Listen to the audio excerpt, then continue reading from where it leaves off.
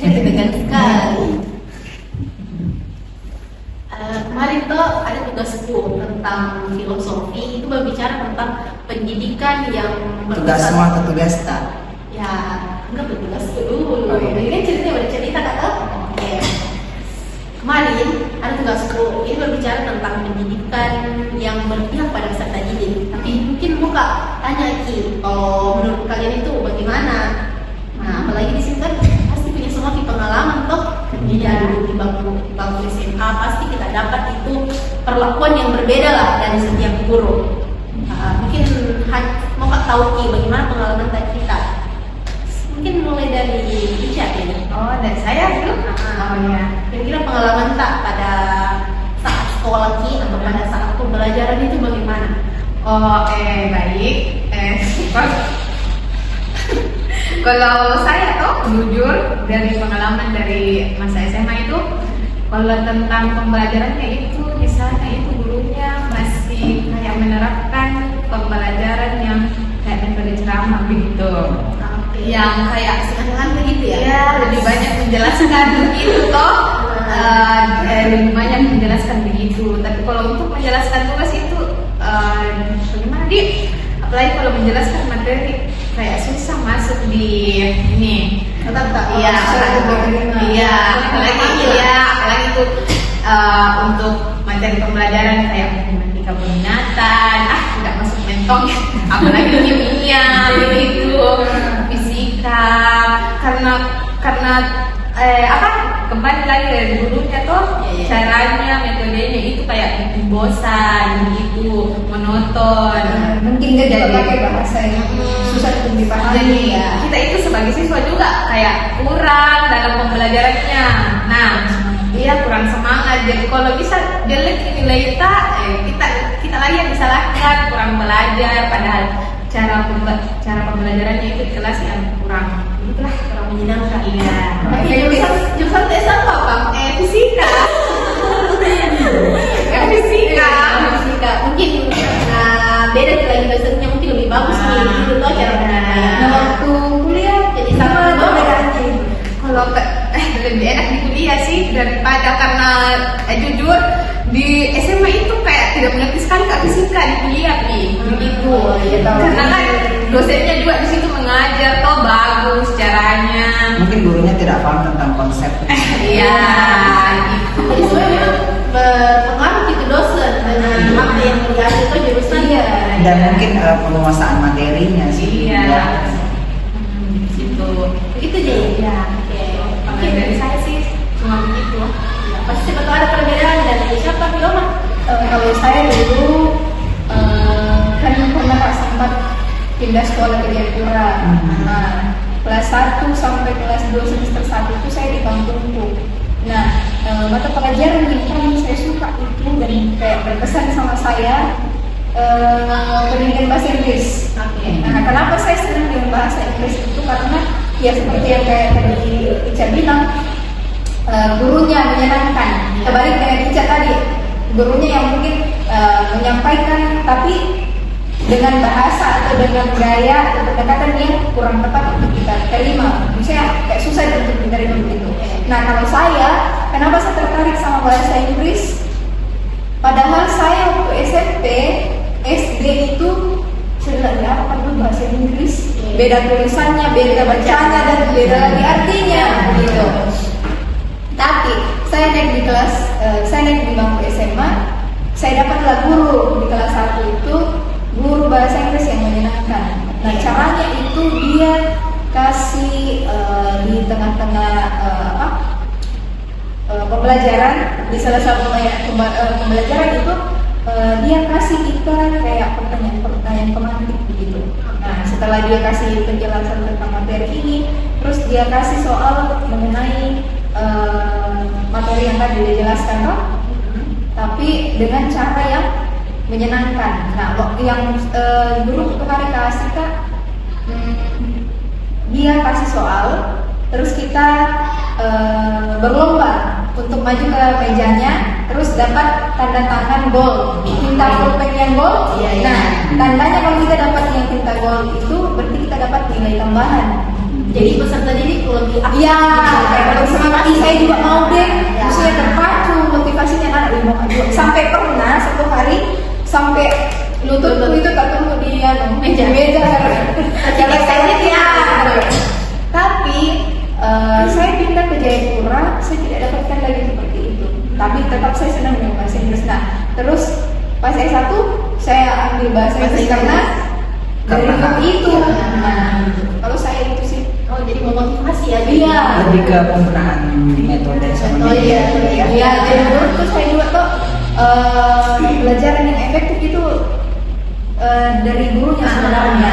Bagaimana caranya tarik perhatiannya siswa, bagaimana caranya guru Ikut serta Iya. dalam kelas gitu. Supaya mereka itu juga tidak bosan. Iya.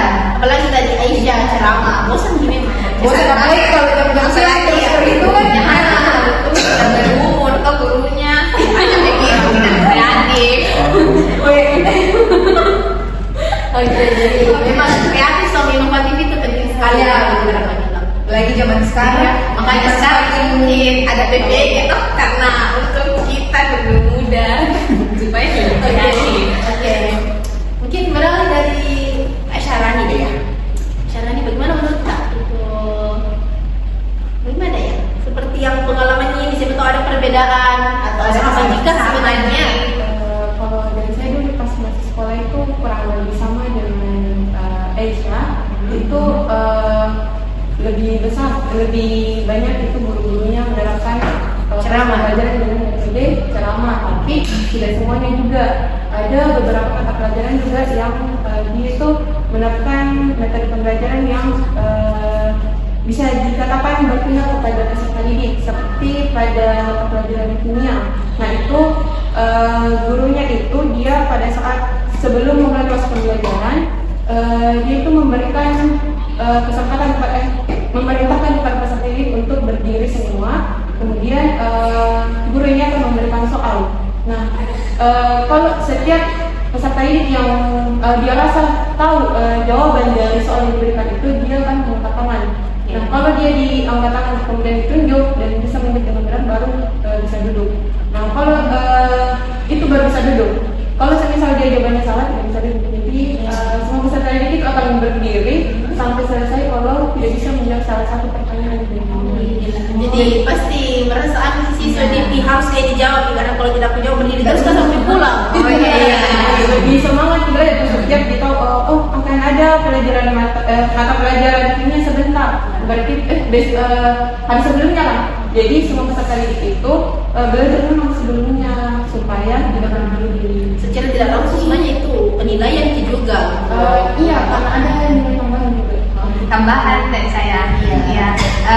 dari cerita Syarani tadi yang diceritakan toh, ku ingat guru matematika peminatanku.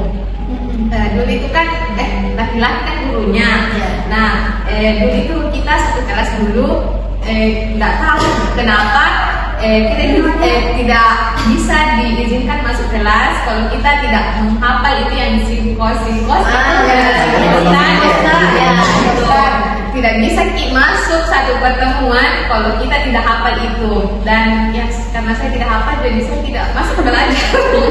Jadi sudah masuk satu pertemuan.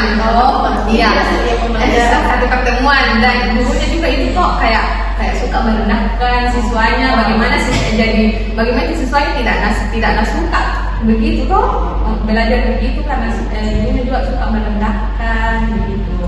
Saya kalau cerita begitu tuh hampir sama dengan saya juga punya guru kimia dulu. Itu guru kimia aku jujur keras sekali orangnya. Bahkan dalam satu sekolah tersebut dia sama sekali tidak ada jabatannya selain guru mata pelajaran, tapi dia yang paling ditakuti di sekolah itu karena dia itu guru kimia yang apa itu yang tabel periodik dan tidak dihafal kena kayu. Apa kalau sekarang kan pasti kalau mukul maki langsung nih ada laporan masuk. Kalau itu sih dulu mungkin ada juga laporan, tapi ya namanya juga di pedesaan otomatis kan orang tua siswa kayak masih takut melapor gitu. Ya mungkin itu ya Kak Saldi sendiri tidak bagaimana? Kalau saya sebenarnya dari kasus-kasus dari teman-teman yang waktu sekolah itu, berarti guru pada zaman itu lebih banyak memberikan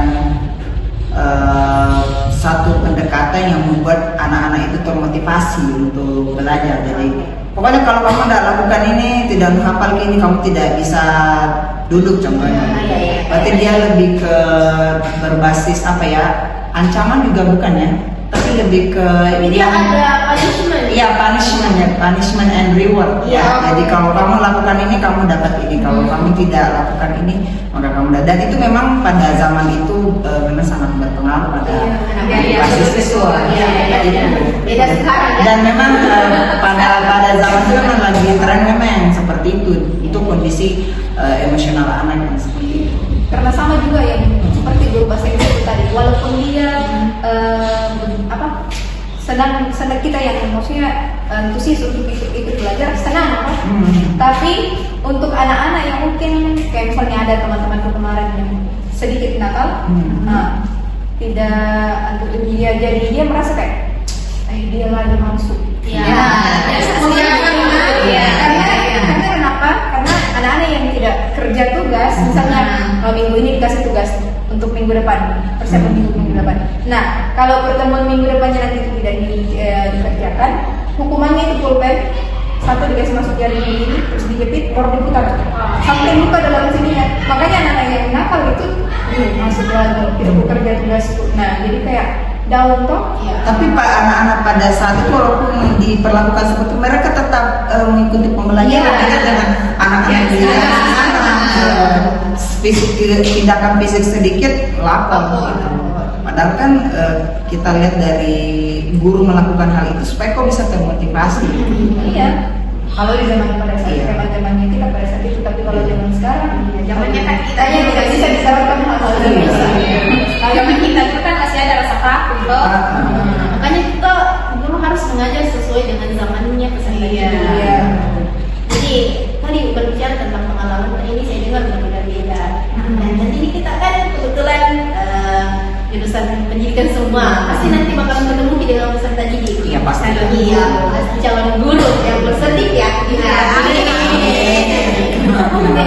Jadi pasti dong ada nih sudah terpersiapkan prinsip-prinsip apa gitu yang bisa kita persiapkan nanti supaya peserta didik ini, supaya pendidikan ini lebih berpihak ke peserta didik. Tidak ada yang kayak tadi yang pandangannya, ini guru dia lagi yang masuk. Ya, kira-kira mulai mungkin dari Kak Saldi prinsip kita apa?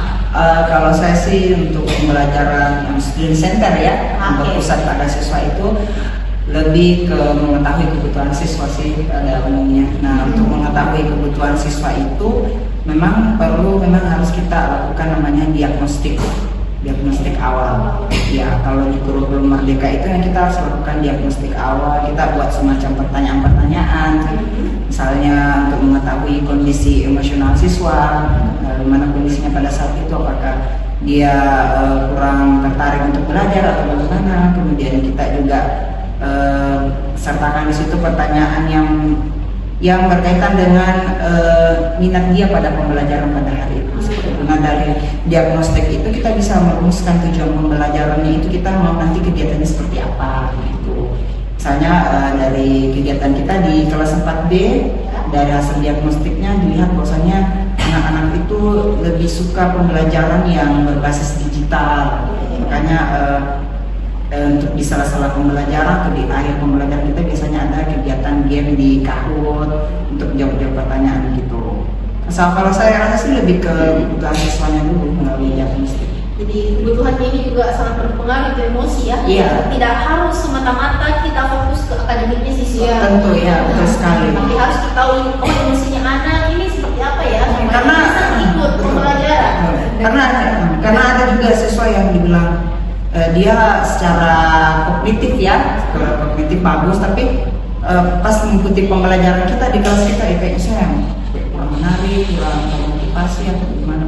Jadi efek emosional dari siswa itu psikologi yang sangat mempengaruhi dalam proses pendidikan. Ya, dari Rani deh. Rani kita bagaimana menurut Kak? Atau prinsip apa yang mau kita tekankan nanti nih ketika jadi seorang pendidik? Berbicara tentang